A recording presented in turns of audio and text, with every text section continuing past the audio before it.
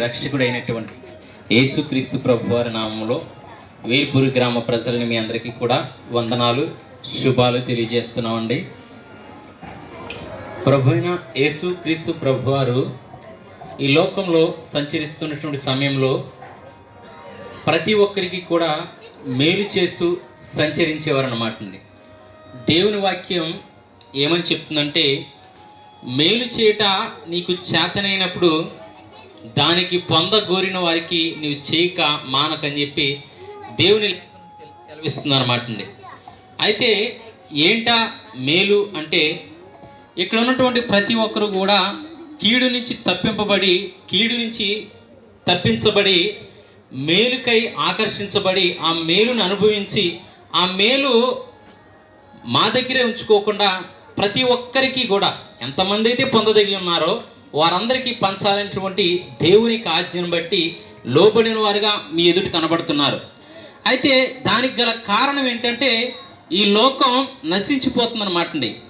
దేవుడు ప్రభువైన యేసుక్రీస్తు వారు నశించిన దాన్ని వెతికి రక్షించడం కొరకు ఈ లోకంలోకి వచ్చారని లేఖనం ఉందన్నమాట. ఏంటి నశించిపోవడం అంటే, ఈ లోకంలో ఉన్నటువంటి ప్రతి మానవుడు కూడా తన యొక్క క్రమం ప్రకారం ఒకటి పుట్టుక, రెండవది జీవితము, మూడవది మరణముగా ఉందన్నమాట అండి. అయితే పుట్టుకకు మరణములకు మధ్య ఉన్నటువంటి జీవితం దేనికి అని ప్రశ్న వేసుకుంటే ఏ మానవునికి కూడా సమాధానం అనేది దొరకడం బహు కష్టం అన్నమాట అండి.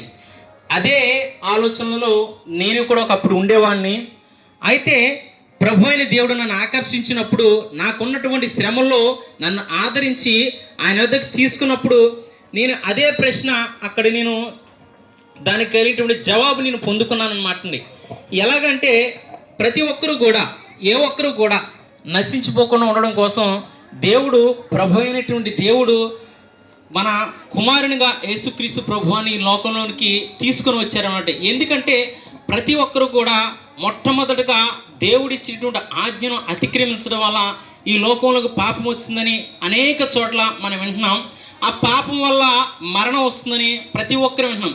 అయితే మరణం తర్వాత జీవితం ఉందా అనుకుంటే కనుక దేవుని యొక్క లేఖనంలో ఏమని సెలవిచ్చిందంటే, నిత్య జీవం కొరకు ప్రభు అయిన యేసుక్రీస్తు వారు మన ఈ యొక్క లోకంలోకి వచ్చారండి. ఏంటంటే నిత్య జీవం అంటే, ప్రతి ఒక్కరూ కూడా మరణానంతరం లోకం అయిపోయిందని వారు కొందరైతే నరకంలో, కొందరు స్వర్గంలోకి వెళ్తారు కొందరు నమ్ముతారు.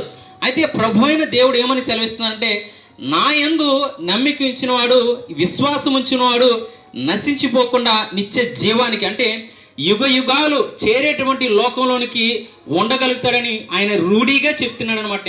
అంత రూఢిగా చెప్పడానికి గల కారణం ఏంటంటే, నిన్ను నన్ను సృష్టించినటువంటి సృష్టికర్త మాత్రం ఈయనమాట. ఈయనకి ఒక పేరు ఉందండి.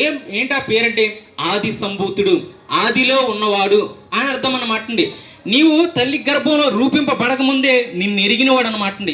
కాబట్టి నీవు నశించిపోకూడదని, యుగ యుగాలు కూడా నిత్య నరకమైనటువంటి నిత్య యాత్రలోకి నువ్వు పడకూడదని, నువ్వు చేసినటువంటి పాపం బట్టి, నేను చేసినటువంటి అతిక్రమం బట్టి మనం పొందిన శాపాన్ని, నిత్య నరకాన్ని కూడా తప్పించి ఆయనతో ఉండాలనేది దేవుని యొక్క ఉద్దేశం.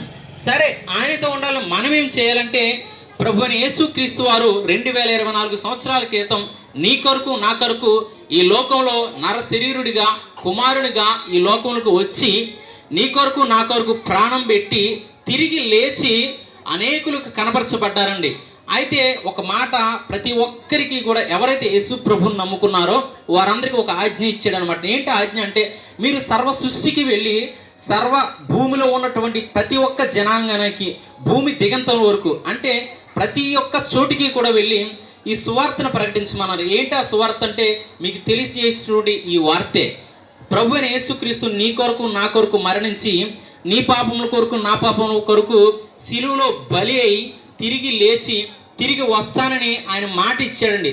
ఆయన వచ్చేలోపు, లేదా మన యొక్క కాలం పరిపూర్ణమయ్యేలోపు అంటే మనం వచ్చేలోపు ఆయన యందు విశ్వాసం ఉంచి ఆయన రక్షకుడని నమ్మితే మనందరం కూడా ఆ నిత్య రాజ్యంలోకి చేర్చబడతాం అన్నమాట అండి. లేకపోతే కనుక ప్రతి ఒక్కరు కూడా ఆ నిత్య నరకంలోకి వెళ్ళడానికి ఏమాత్రం సందేహం లేదని లేఖనం తేటగా చెప్తుంది. అయితే దేవునికి ఉద్దేశం ఆ నరకంలో ఉంచాలని కాదు, కానీ నిన్ను ఆయనతో ఉంచుకోవాలనేది దేవుని యొక్క ఉద్దేశం. ఆ ఉద్దేశమే ఈ సువార్త. ఇటు కృప దేవుడు మనందరికీ దయచేయును గాక. స్తుతి స్తోత్రం దేవ పరిశుద్ధుడా, కృపామయుడా, కృపగల దేవుడా, కనికరి సంపన్నుడా, దయాదాక్షణ్య పూర్ణుడా, మీకే వందనాలు, స్తుతి స్తోత్రాలు, కృతజ్ఞతల ప్రభ. మీ కృపను బట్టి, ప్రేమను బట్టి, ఏరుగురు ప్రేమాన్ని ప్రేమించిన ఆయన మరలాని బిడ్డలమైన మమ్మల్ని అందరినీ కూడా ఈ సువార్తను ప్రకటించడానికి నువ్వు నడిపించిన విధానాన్ని బట్టి మీకు స్తోత్రములు ప్రభ. అవును తండ్రి, స్తోత్రాలు ప్రభ. మనుషుడు ఆజ్ఞాతక నుంచి పాపములు చేసిన ఆయన నీవు ఇచ్చిన మహిమను పొందలేకపోతున్నారు. నువ్వు మాట్లాడుచున్నావు తండ్రి.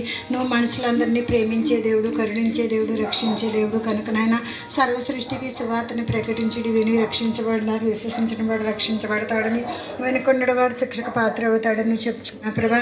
నువ్వు చెప్పిన రీతిగా నీ ఆజ్ఞ మేరకు నీ ప్రియబడులు, నీ దాసులు వచ్చిన నీ అమూల్యమైన మాటలు, అనిముత్యం లాంటి మాటలు, నీ విలువైన మాటలు నాయన, జీవమునిచ్చే మాటలు నా ప్రభు ప్రకటించి ఉండగా దేవా, ఏ ఒక్కరు కూడా నిర్లక్ష్యం చేయకుండా దేవా స్తోత్రములు తండ్రి. నిజదేవుడు, నిజ రక్షకుడు, సర్వశక్తిమంతుడు అని నాయన ఈ లోకం మట్టికే కాదు కానీ ప్రభు రాబోయే నాయన స్తోత్రం మరణం తర్వాత వచ్చే జీవాన్ని కూడా వారు పొందుకోవడానికి మీరే సహాయం చేసినైనా ఆ నిత్యత్వంలో ఎలా జీవించాలో, ఎలా పొందుకోవాలని నిన్ను ఆలోచించి తెలుసుకోవడానికి, నిరీక్షించి విశ్వసించడానికి ఈ వారందరినీ కూడా మీరు దర్శించి నీ అమూల్యమైన రక్షణలోనైనా కొనసాగడానికి విన్న మాటలు పెడచెవిని పెట్టకుండా దేవా అది ఆగి ఆలోచించడానికి, నిజమైన నీ మార్గాన్ని ప్రతి ఒక్కరూ తెలుసుకుని నీ నిత్యత్వంలోకి నడిపించబడటానికి సహాయం చేసి కృప చూపించి మహిమ తెచ్చుకోమని ఇంతవరకు చేసిన సువార్తలు మీరు ఎంతో తోడైనారు. ఇంకా జరగబోయే సువార్తలు కూడా తోడైన రాత్రికి సువార్త సభను కూడా మీరు ఆశీర్వకరంగా జరిగించి కృప చూపించమని ఇంతవరకు ప్రకటించిన ప్రతి బిడ్డ మాటలు కూడా వ్యర్థముగా పోకుండా ఫలించడానికి కృపా సహాయాన్ని అందించి మహిమ తెచ్చుకోమని నా కొరకు మా కొరకు బలై తిరిగిలేసిన యేసు పరిశుద్ధ నామాన్ని బట్టి అడిగి వేడుకుంటున్నాం మా పరమ తండ్రి. ఆమేన్.